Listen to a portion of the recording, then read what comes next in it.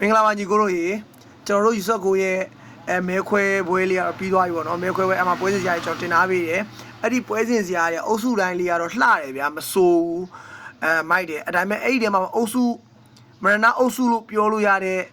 ပွဲမျိုးတစ်ပွဲရှိတယ်ပြီးတော့ final လိုမျိုးကန်ရမယ့်ပွဲပေါ့နော်အဲ့ဒါမှမြင်ရမယ်ဗျာအဲ့ဒါဘာပွဲလဲဆိုတော့ကျွန်တော်တို့ဒီအုပ်စုဖြစ်တဲ့တထုံကြိုက်မျိုးတမီးဆက်3သင်းလုံးอ่ะဗျာတကယ်အထူးဖြစ်ဗျာဒီ2သင်းကဟိုအပေါ်2သင်းကကျွန်တော်1 2 top 3မှာကျွန်တော်ထဲအဲ့2သင်းကတော်တော်ကျန်းတယ်တမီးဆက်ကလည်းအမြဲတမ်းပြင်ဆင်နေတယ်အထူးဖြစ်ဗျာတမီးဆက်ရဲ့ဟိုကြိုက်ခမီကအမြဲတမ်းလူငယ်ပွဲတွေလုပ်ပြီးတော့ပြင်ဆင်နေတယ်ဆိုတော့တမီးဆက်ဘယ်လောက်ထိလုပ်ပြနိုင်မလဲဆိုတော့ကျွန်တော်ကြည့်ရမယ်ပြောလားအကယ်၍ဒါတမီးဆက်တာကောင်းခဲ့ပြီဆိုရင်အတိ3သင်းတော့တကယ်မရဏအုပ်စုဖြစ်ပြီအဲ့ဒီထဲမှာအပေါ်2သင်းကတော့တကယ်ကို final လို့ကန်ရမှာဗျာ final လို့ကန်ရမှာရေကုန်မီးကုန်ရန်ကုန်ကန်ရမှာ